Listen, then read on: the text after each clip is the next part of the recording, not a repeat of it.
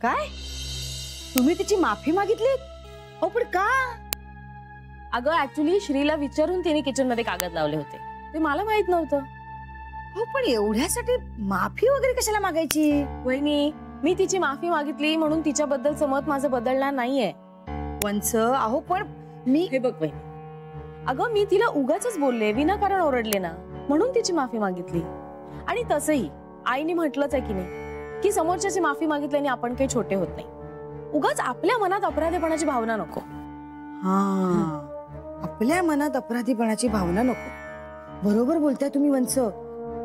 माझं पण होतं असं कधी कधी.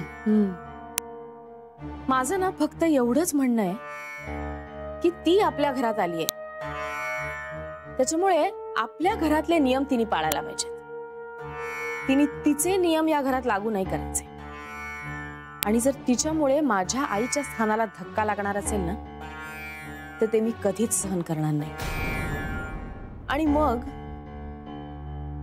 ती आहे आणि मी आहे.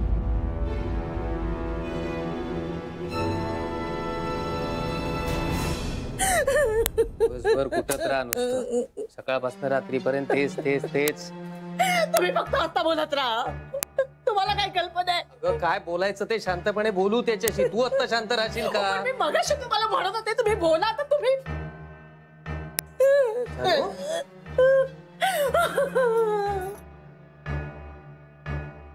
पिंट्या. काय झालं आई? बाबा काय झालं आईला? काय नाही ग, नेहमीच सगळं. बरं ते जाऊ दे, तू कशी आहेस बाळा? बाबा मी बरी आहे हो, पण आई काय झालंय? काय सांगू जानू तुला, पिंट्या हाताबाहेर गेला ग. म्हणजे? अगं ती आत्ताच माहेरी आली, जरा श्वास घेऊ दे तिला. शांता, ओ जानू आली, पाणी घेऊन ये. हो आणते. आणि चहा पण टाका थोडा. हो पिंट्या कुठे आहे?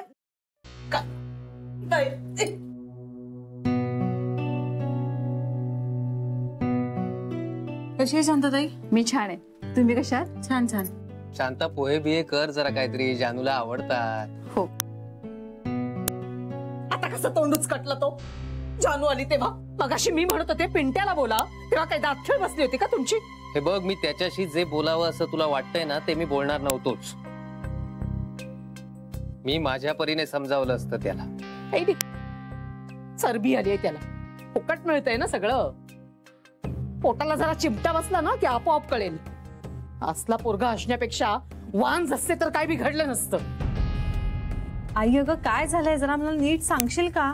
आणि पिंट्या कुठे आहे? तो गेलाय बोंबलत कुठेतरी. म्हणजे तुझं लग्न झाल्यापासून हे असंच चाललेलं आहे त्याचं. अगदी उधळलेल्या बैलासारखा झालाय तो. तुला सांगू मला काय म्हणाला ते? मला म्हणतो तू जातेस का उकिरडे फुकायला म्हणून. छे छे, नाही, पिंट्या असं बोलूच शकत नाही. आय कांट बिलीव्ह दिस. खरंच सांगते मी. तू विचार ना, हे ना विचार ना. बाबा तो असं काही म्हणालेला नाही. हो, तुमच्या जिभेला काही हाड आहे का? मला खोटं पाडताय तुम्ही जानू समोर. आणि मी कशाला खोटं बोलीन? मी आई आहे त्याची, वैरीण नाहीये. एक मिनिट, हे सगळं काय चाललंय मला कळेल का? पिंट्याचं मला काही ठीक दिसत नाहीये. सकाळी उठून जे जातो तो रात्री 12-12:30 नंतर घरात येतो. कुठे जातो, काय करतो, कशाचा पत्ता नाहीये. काही विचारलं तरी त्याचंही काही उत्तर देत नाहीये. अरे घर म्हणजे काय लॉज आहे का? रात्री येऊन फक्त झोपायचं, घरात यायचं, फक्त आपले कपडे बदलायचे आणि जायचं. मला वाटतं तो कसल्या तरी व्यसनांच्या आहारी गेला. कशावरून? मी आई आहे त्याची, मला एवढंही कळणार नाही का? बाबा आई सांगते ते खरं आहे का? म्हणजे त्यातला अतिरंजितपणा सोडून बाकी सगळं खरं आहे.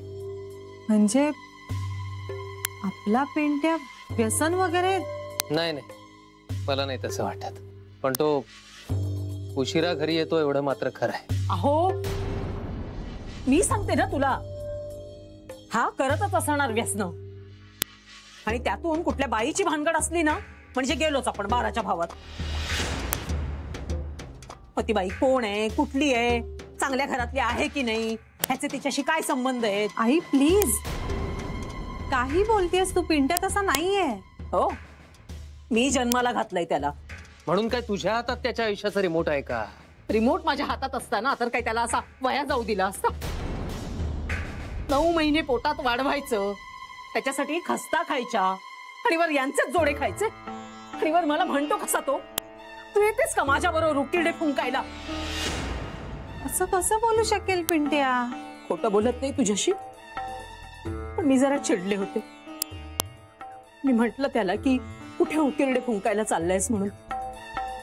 उलट मलाच विचारतो तो, तू येतेस का माझ्याबरोबर उकिरडे फुंकायला? हे काय बोलणं झालं का त्याचं? अगं जन्म दिलाय मी त्याला, मी आई आहे त्याची. असं कसं बोलला तो? काय चाललंय हे सगळं? कुठे गेलाय तो माहितीये? तेच तर माहित नाहीये ना, कुठे जातो, काय करतो, म्हणून तर सगळं रामायण घडलंय ना.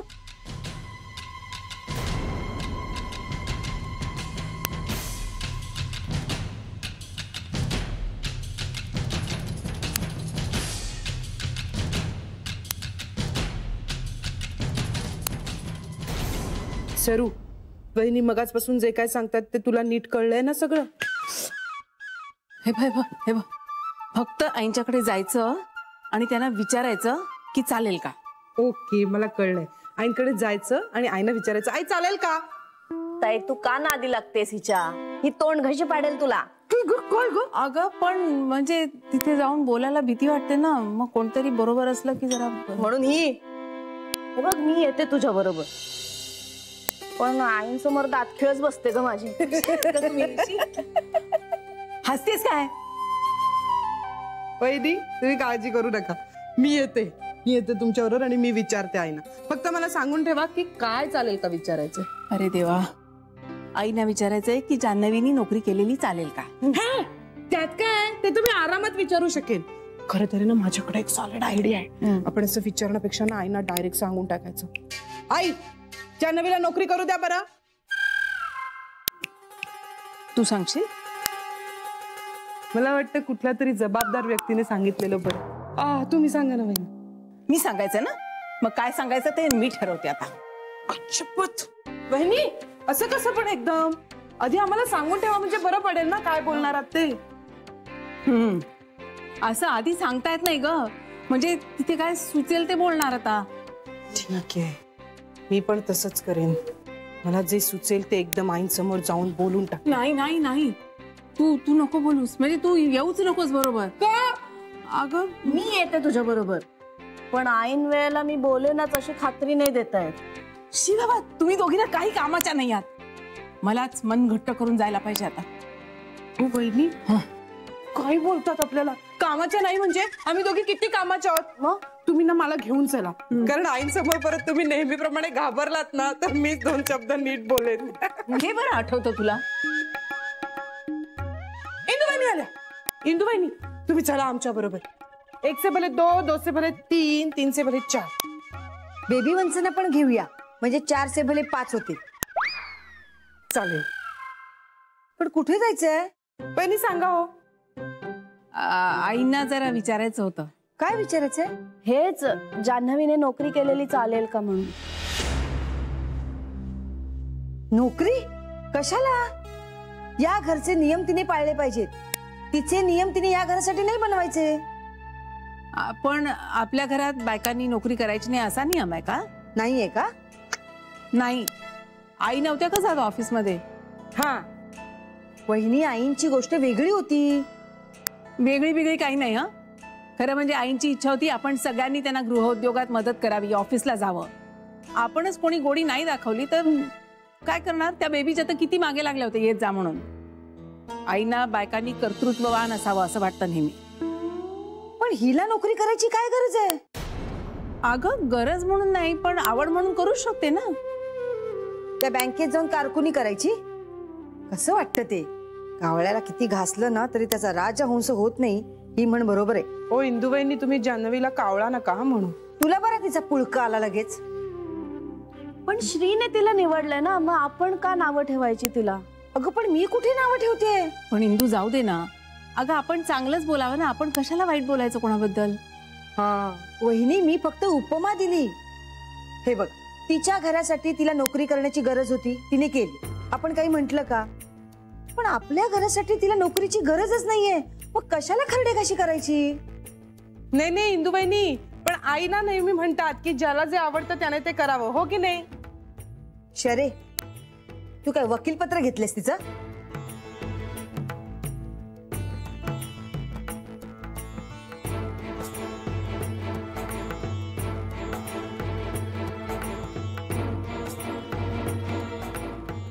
काय झालं?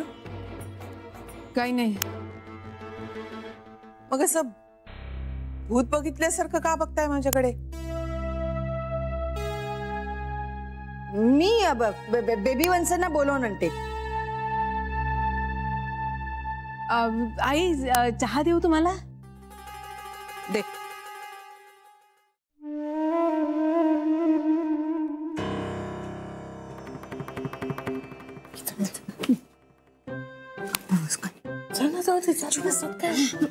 आई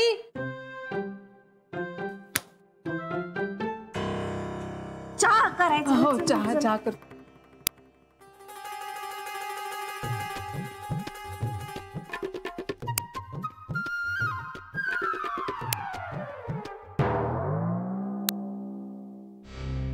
अगं त्याने मोबाईल बंदच करून ठेवलेला असेल तर तू 100 वेळा केलास तरी तो बंदच लागणार. ताई मी फक्त चहाच घेईन. पोहे नाही नको. हे बघ, उपाशी राहून प्रश्न सुटत नाहीत बाळा. प्रश्न सोडवण्यासाठी अंगात ताकद लागते आणि ताकद हवी तर पोटात अन्न हवं. खाऊन घे. बाबा नंतर खाईन ना, नंतर खाईन. दे ग, दे दे दे मला दे. कधी कधी ना ह्यांचं म्हणणं पटतं मला. बाबा तुम्हाला? नाही नको, मी जानू बरोबर घेतो नंतर. शांताताई तू खाऊन घे ग. नाही ते माझा उपास आहे. अगं कशाला उपास तापास करायचे? काही करू नकोस ते. हे काय मी पण करत होते. एवढं करून देव जर हेच देणार असेल तर कशाला करायला पाहिजे उपास तापास? देवाची सुद्धा सुटका नाही हिच्यात आवडीतून. तुम्ही करा माझी टिंगल. बाबा तुम्ही यासाठीच मला रात्री फोन केला होतात का? हो. अहो मग तेव्हाच का नाही सांगितलं? अगं तेवढ्यात आला तो परत. हो पण तरीही मला सांगायचंच ना. अगं अपरात्री कशाला तुला काळजीत टाकायचं म्हणून नाही बोललो सगळं. बाबा हो ह्या वागण्याने काळजी नव्हती वाटली. इतक्या रात्री तुमचा फोन आला म्हणून काळजी वाटतच होती ना. मी आपलं त्यांना सांगते की आपण जावई बापूंच्या कानावर तरी घालूया, त्यांना फोन लावूया. पण ह्यांचं आपलं नको, जावई बापूंना त्रास नको म्हणून. आपली लेक एवढी नांदते त्यांच्या घरी तर त्यांना एवढं सोसायला नको काय?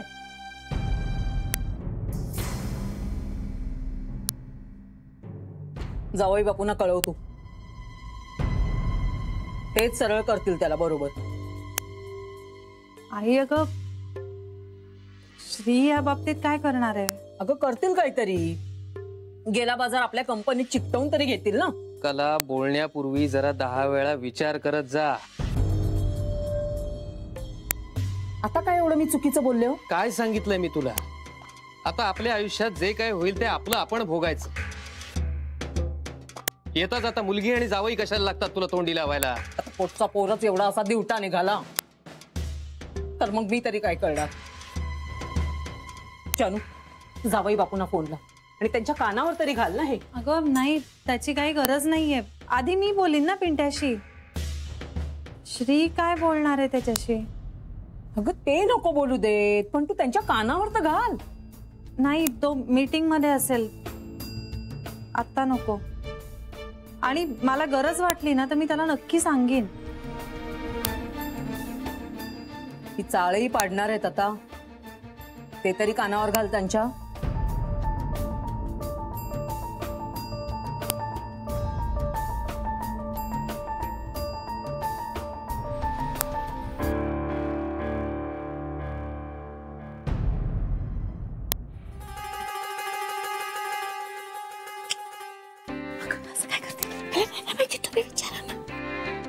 तुला कशाला आणलं ते? तुम्ही सुरुवात करा. सगळं तुला सांगून आणलं नाही ते. पण मी विसरलो. अशी कशी विसरतेस? आता कसं विसरलं ते कसं सांगू, डोक्यात होतं गेलं विसरलं. नेहमीच आहे तुझं. भरोशाच्या म्हशीला टोण का, ती पुरुषाची नाहीयेस. म्हणजे मी म्हैस आहे. आई आम्हाला म्हैस म्हणतात. काय चाललंय नर्मदा? काही नाही आई, जरा विचारायचं होतं तुम्हाला. मला आठवलं. विचारून टाक ना. आई म्हणजे मला आठवत आहे, म्हणजे तुम्हाला काहीतरी विचारायचं होतं असं बोलणं झालं होतं ते आठवतंय. काय विचारायचं होतं ते नाही आठवते. काय आहे नर्मदा? आई, आपल्या घरात बायकांनी नोकरी करायची नाही वगैरे असं काही नाहीये ना? असं कशाला असेल? मी स्वतः वर्किंग वुमन होते. कोणाला नोकरी करायची तर माझी काय हरकत असणार? म्हणजे आपल्या घरात कुणाला नोकरी करायची असेल तर काही हरकत नाही ना? कुणाला नोकरी करायची आहे? असं चिटिंग नका करू आई. आधी तुम्ही चालेल की नाही ते सांगा. हा काय प्रश्न झाला का शरयू? माझी स्वतःची इच्छा होती तुम्ही सगळ्यांनी मला बिझनेस मध्ये मदत करावी. आपल्या बिझनेस मध्ये नाही पण काहीतरी करायलाही माझी काही हरकत नव्हती. स्त्रियांनी कमवलं तर त्यांना आर्थिक स्वातंत्र्य मिळतं या मताची मी आहे. काहीतरी काम करत राहिलं पाहिजे, काहीतरी करत राहिलं पाहिजे, शिकत राहिलं पाहिजे. वयाबरोबर ज्ञानही वाढलं पाहिजे. पण तुम्हाला कशातही इंटरेस्ट नव्हता.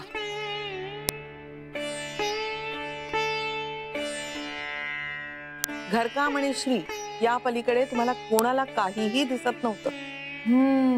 तेच ना आई. मी ना बहुतेक विसरले. तुम्ही जरा परत एकदा आठवण करून दिली असतीत ना तर बरं झालं असतं. चुकलं माझं शरयू, माफ कर. हा नाही नाही आई ठीक आहे. आई माफ करा काय म्हणता, तसं नाही, पण तुम्ही जर परत एकदा मला आठवण करून दिली असतीत ना तर कदाचित ना मी ऑलिम्पिक जिंकले असते. काय? अयो हो बहिणी, मला ना धावायची खूप आवड होती. अशी जोरात धावले असते ना, सगळ्यांपेक्षा पुढे गेले असते. शरे, तुझ्या खोलीपर्यंत असं धावत धावत जाऊन दाखव जा. त्यात काय खूप सोपं आहे, मी पटकन जाऊ शकते. तुम्ही घड्याळ लावा, 1 2 3 म्हण. हा काय? हा तुम्ही काय सगळ्या कटवताय का मला इथून?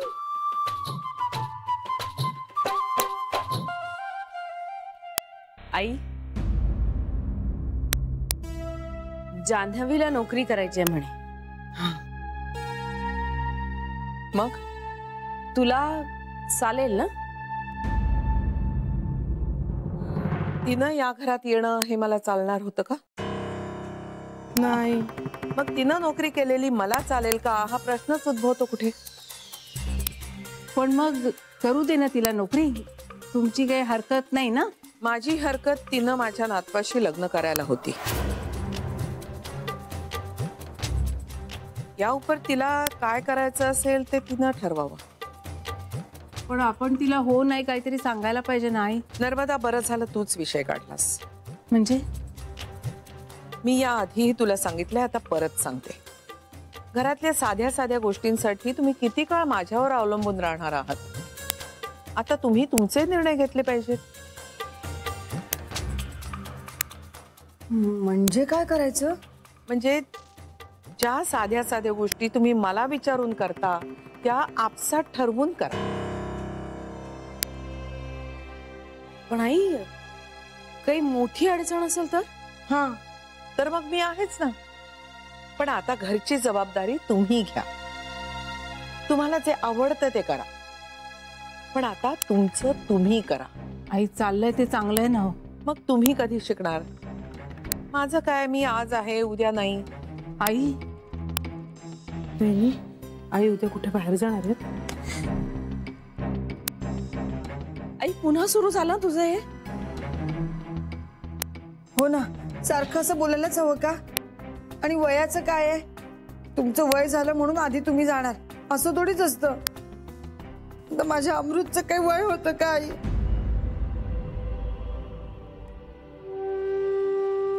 हे बघ इंदू, इमोशनल होण्याची गरज नाहीये. मुद्दा हा आहे की तुम्ही जबाबदारी घ्यायला टाळणार आहात का? नाही आई, तुम्ही म्हणाल तसं करू आम्ही. तेच तर मला नकोय ना.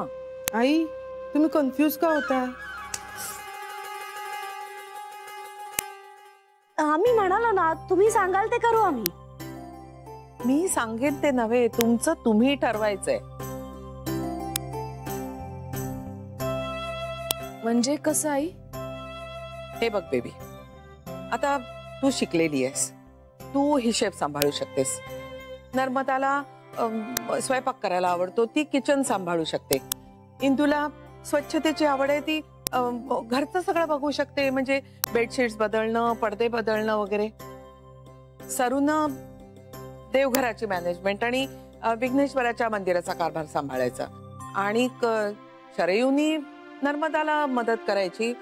हा चालेल. आता ती वाण्याचं, भाजीचं, मंडईचं वगैरे सगळं सांभाळतेच ना.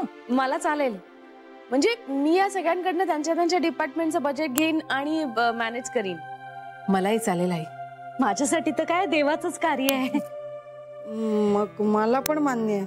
आई, या सगळ्यांना मान्य आहे, मग मला पण मान्य आहे. चालेल तर मग तुमच्यावर कारभार सोपवून मी रिटायरमेंट घ्यायला मोकळी. आणि आई, तसंच काही झालं तर तू आहेसच. हो.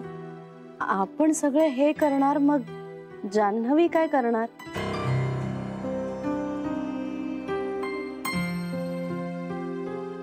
ते तुमचं तुम्ही ठरवा.